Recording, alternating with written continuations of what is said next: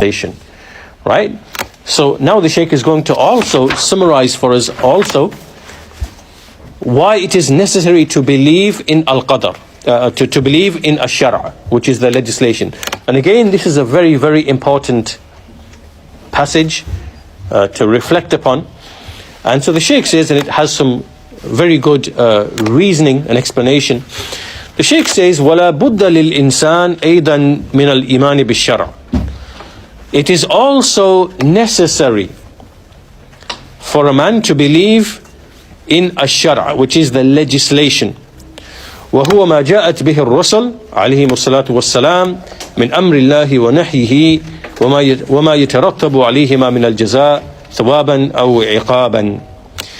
And this is whatever the messengers, upon them be salat and salam, what they brought of the command of Allah and the prohibition of Allah. And likewise whatever results from that of reward and punishment.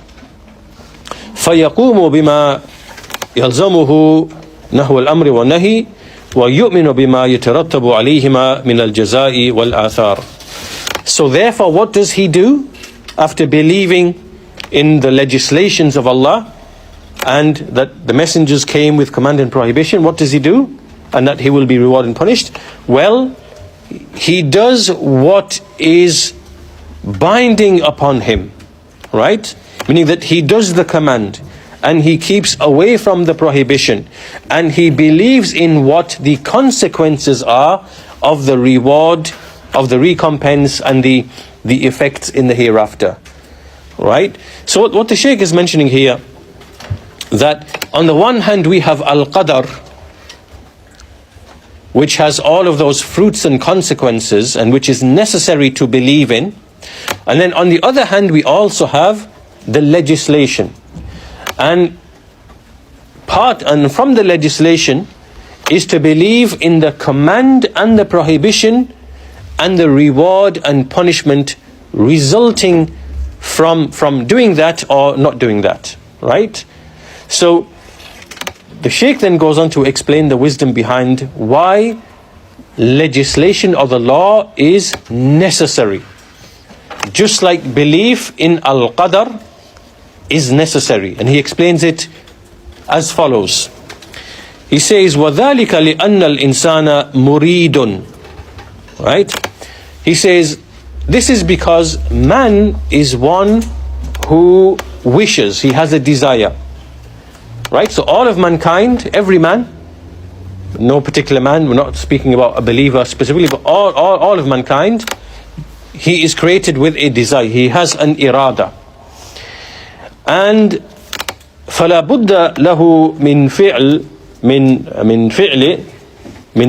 يدرك به ما يريد. And it is also necessary that this person has deeds, has an action by which he can reach or obtain that which he desires. ويدفع به ما لا يريد. And by which he can repel that which he does not desire. Okay, the Shaykh is pointing out here just a reality about all of mankind, that all of mankind, and irrespective of whether you are a Muslim or a non-Muslim, a Jew, Christian, the whole of mankind, everyone has an irada, he has a wish. Generally, what is that wish? The wish is, I want to remove harm from myself and I want to attain benefit for myself. Right? This is something that all of mankind has with him, and which basically drives him in his life to make the relevant choices in his life. Right? Because this is what drives everybody. There's an irada, there's the desire, and that desire is to attain the benefit and to repel the harm. Right? So this now is universal. Then he says, وَلَا بُدَّ لَهُ مِنْ ضَابِطٍ يَضْبِطُ تصرفه لئلا يقع فيما يضره أو يفوته ما ينفعه من حيث لا يشعر. However, on top of this, a person must also have a principle, a dhabit, like some sort of rule or principle, which guides him, so that he does not fall into what harms him, or that he loses that which might benefit him without him realizing. Right? So this shows the necessity of every person having something that guides and governs his desire and his action. Right? Because everybody has irada and fi'l. All of mankind has irada and fi'l. He has a wish and he has the deed by which he wants to obtain his wish. Right? And generally, for all of mankind, that is removal of harm and attainment of benefit. Right? But there has to be some guiding principle, there has to be some rule or some law which allows him to attain that objective. And he says, وَالشَّرْعُ الْإِلَهِ الَّذِي جَاءَتْ بِهِ الرُّسُلُ هُوَ الَّذِي يَضْبِطُ ذَلِكَ. Right. It is the divine legislation which the messengers have come with, that is what defines or dictates what the rule is, what the guiding principle is that should be followed. And وَيُصْدِرُ الْحُكْمَ بِهِ, and which brings forth the ruling in respect to it. وَيَكُونُ بِهِ التَّمْيِيزِ بِينَ النَّافِعِ وَالدَّارِ وَالصَّالِحِ وَالْفَاسِدِ, and by which that which is beneficial and harmful and righteous and corrupt can be distinguished. Because this law, لِأَنَّهُ مِنْ عِنْدِ اللَّهِ, this law is from Allah, Al-Alim, Al-Rahim, Al-Hakim, who is all-knowing and all-merciful and all-wise. Okay, so here what we see is that the Shaykh has explained that by necessity of a man being one who has a will, he has an irada, he has a desire, a wish, and he has deeds, then these things need to be regulated or have a principle by which the beneficial from them can be distinguished from the harmful from them. And the only thing that can do that is the law that Allah revealed upon the tongues of His messengers. Nothing else. I mean, there are other things, as the Shaykh will explain in what follows. Like, for example, we do have knowledge of what is right and wrong, beneficial and harmful to a certain degree, by way of experience, by way of reason, by way of innate, original, the intuition, the disposition. We can know things, that's true. But what defines all of that comprehensively and in detail, then that is the legislation of Allah subhanahu wa ta'ala. And this is explained further by what follows. The Shaykh then goes on to say, he says, وَالْعُقُولُ, the intellects, وَإِنْ كَانَتْ تُدْرِكُ النَّافِعِ وَالضَّارِ فِي الْجُمْلَةِ لكن تفصيل ذلك والإحاطة به إحاطة تامة إنما يكون من جهة الشرع.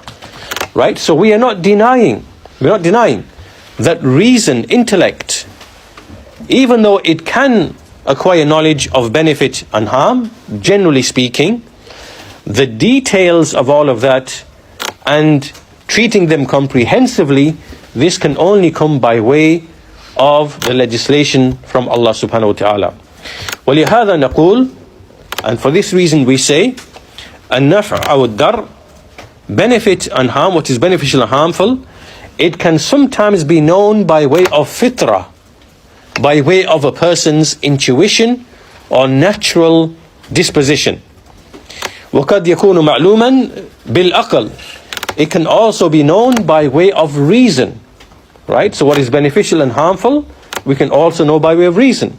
وَقَدْ يَكُونُ مَعْلُومًا بِالتَّجَارُبِ, it can also be known by practical experience, by physical experience. We know that this is beneficial, this is harmful. Like you could eat plants, as people would eat plants, and then one person gets poisoned and dies, then we know this is poisonous. Right? We know this is harmful. So by experience we know things are harmful or beneficial. وَقَدْ يَكُونُ مَعْلُومًا بِالشَّرْعِ, and it can also be known by way of legislation, right? So basically, there are 4 ways by which we can know what is harmful and what is beneficial. It is, first of all, the intuition that we have been given. Everyone has been given the natural, original disposition, the fitrah. Secondly, by way of reason, the application of reason. Thirdly, by way of actual experience, practical experience. We come to know very quickly what is harmful, what is beneficial. And fourthly, by way of the revelation, by way of the law. Now, the Shaykh goes on to say that the role of legislation for Shara' يأتي مؤيدا لما شهدت به الفطرة والعقل والتجارب. The the legislation of Allah comes in order to strengthen what the fitrah and aql and tajarub, meaning the fitrah, intuition, and reason and experience, what they have come to know, what they know. In other words, the legislation comes to support and to strengthen what is already known and witnessed by way of these 3 other things: the intuition, the uncorrupted intuition, the fitrah, the reason, and practical experience. And these other things, these 3 things, the fitrah, the aql, and tajarub, they in turn come and they bear witness to the sharia, right? So how is this working? Let me give you an example. Let's take, for example, alcohol, right, or drugs or intoxicants. Everybody knows by way of experience, by tajarub, by way of reason, not even by way of intuition, that if you take intoxicants, alcohol, you lose your mind, you are befogged of your mind. And by practical experience, we know that people who drink alcohol, they have liver damage, they have cancers, they have domestic violence. Many of the crimes which take place in society, about 50% of them are under the influence of alcohol. And so there's domestic violence in the house, there are murders, there are things that take place. Husband kills his wife because he's angry, he's come back, his football team lost to the away team, and he's been drinking alcohol, he comes and he beats his wife or whatever, right? So these are things that they know through experience that this is harmful. And then there's harm to the economy as well, right? That when you have a nation of drunkards who drink alcohol, then so much money is wasted on unnecessary medication, healthcare, hospital beds, social services for domestic violence.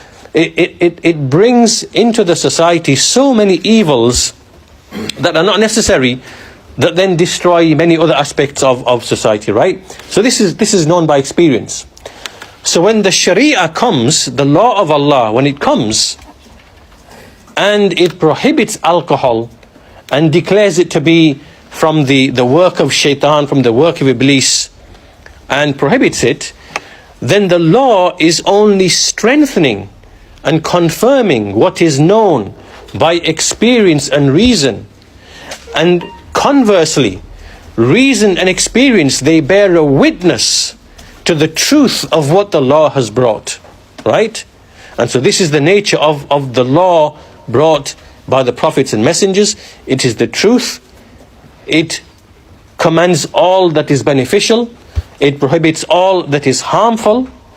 And real life and reason bear witness to the truth of what the legislation has come with, right? So the qadr of Allah bears witness to the truth of the shara' of Allah, right? What Allah decrees to happen.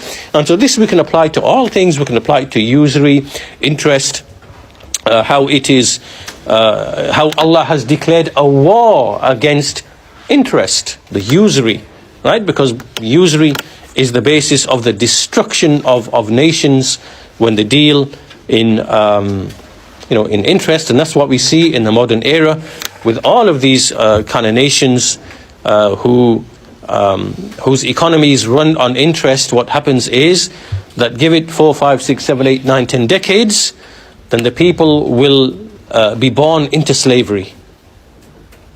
Right? So if your nation deals in interest, then after the passing of generations, your descendants will eventually wake up one day when they are absolute total slaves.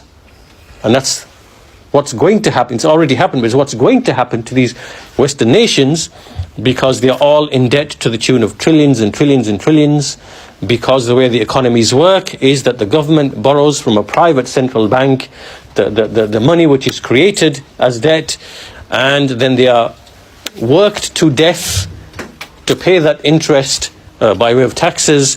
And over time, over the passing of generations, the actual real physical wealth in that nation of property, land, minerals, resources is gradually taken control of by the ones who give the loans, until the whole country is literally taken and stripped.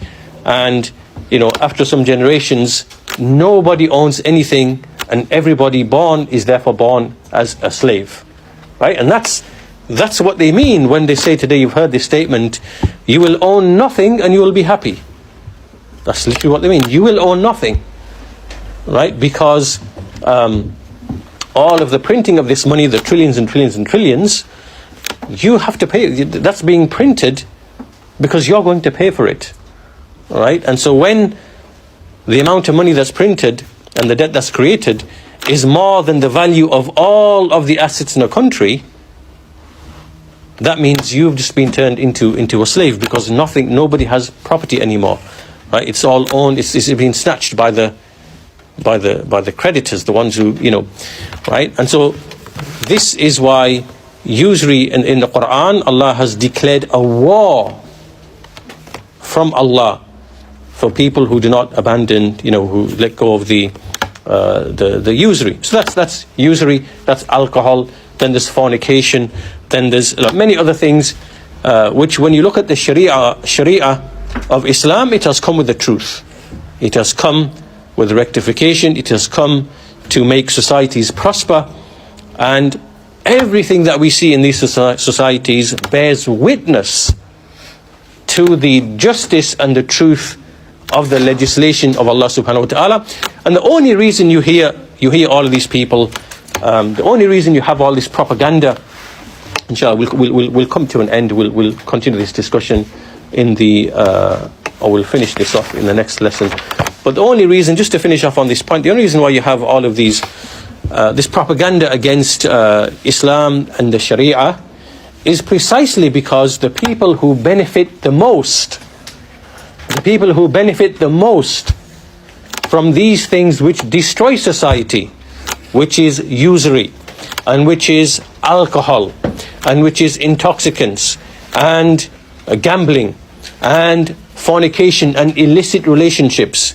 There are people out there who make billions upon billions upon billions out of these vices, because they know that people have an irada which can be corrupted, and so they make billions, billions and billions. So when Islam, the Sharia of Islam, when it comes and it puts an end to all of these evils, you will find that the greatest enemies and opponents to the call of the messengers are these rich and wealthy elite, right, who have something to lose if people abandon alcohol, abandon fornication, abandon illicit relationships, abandon gambling, abandon all these frivolities which and instead they live a meaningful life based upon worship of Allah, right? They stand to lose. And so therefore these are the types of people, and that's why in all the stories of the prophets in the Quran you will see that the mala is like the heads of the people of disbelief, the elites, the powerful rich and the elites of the people of disbelief. They are always the ones who stand against the messengers, reject their message, and then they lie to the people, they tell lies to the people in order to stop them from hearing the message of the prophets, right? As they did with Nuh, and with Hud and with Salih, and this is what they do. And so that's exactly what you see today in relation to the Quran, to the final message. You see all of this propaganda and lies against Islam, about women, about this, about that, about the barbaric Sharia.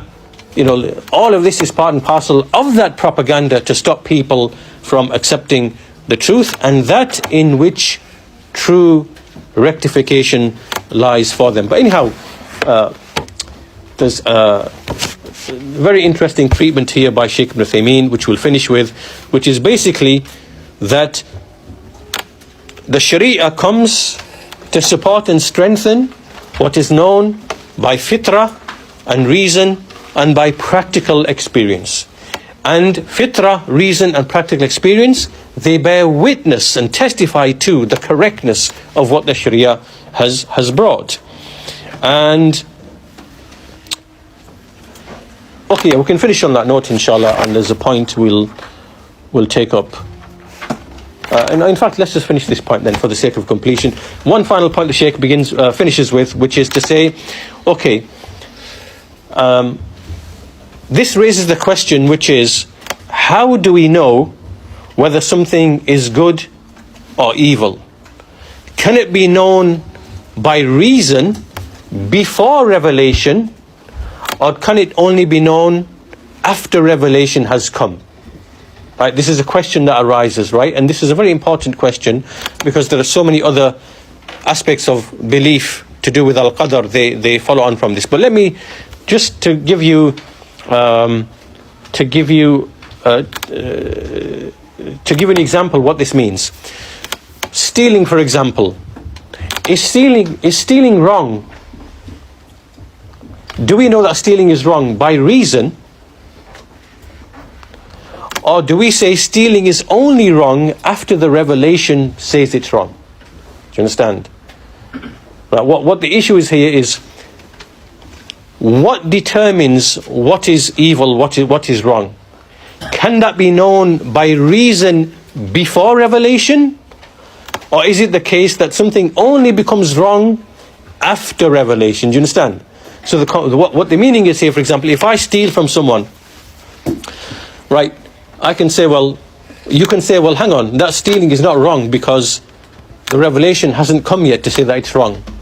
And then the revelation comes and says stealing is wrong. Only now can it be said to be wrong. Right? So the issue here is, did stealing become wrong only after revelation came? Or is it the case that stealing is still wrong as recognized by the reason before revelation? Do you understand? Right? And so what is correct is, this is like an issue, what is correct is that basically the way we know things are right and wrong, sometimes it can be known by the intellect, sometimes it can be known by the revelation only, sometimes it can be known by them both. It can be known by them both. And however, the detailed knowledge and comprehensive knowledge of everything that is right and wrong, beneficial, harmful, that is only comprised in the Sharia, in the revelation of Allah subhanahu wa ta'ala, right? So basically, we are not denying that reason can figure out that something is good or bad, right? And that's why in the legislations of many of the non-Muslims, obviously there are many things which are obviously correct, right? Murder is prohibited, stealing is prohibited, these things are known by way of reason. We can't say, well, the only way something becomes good or bad is after the revelation comes and says it's bad. No. Right? Adultery is evil because reason knows it to be evil before before any revelation comes. And then revelation comes and describes it as evil, right? And declares it to be unlawful, right? So it's known to be so by reason and by revelation. Okay, so anyhow, this is a topic that the Shaykh mentioned very briefly. At-Tahseen wa at-Taqbih is what it's called in Arabic. And there are many very important issues of belief connected to that, but we're not going to focus on that. The Shaykh just mentioned it here. And with that, we'll bring our lesson to a close. So just to recap, basically, the importance of believing in al-qadr and the importance of believing in the legislation, right? Legislation is a necessity for mankind. There has to be legislation, right? By which the irada and the fi'l of mankind is put right, right? And likewise, al-qadr, belief in al-qadr, is a necessity as well. And from it come all of those fruits. Tawakkul upon Allah, being humble and being tranquil and not being arrogant, not being amazed with oneself, and taking the ways and means, and all of these. And so that's why there is nothing but tremendous goodness in believing in al-qadr and acting by the shar', acting by the legislation. And when the people do that honestly, truthfully, sincerely, then this is when the affairs of mankind, they become rectified, and they become they are rectified. So with that, we'll conclude our lesson there for today. Walhamdulillahi Rabbil Alameen, wa sallallahu ala nabiyyina Muhammad wa ala alihi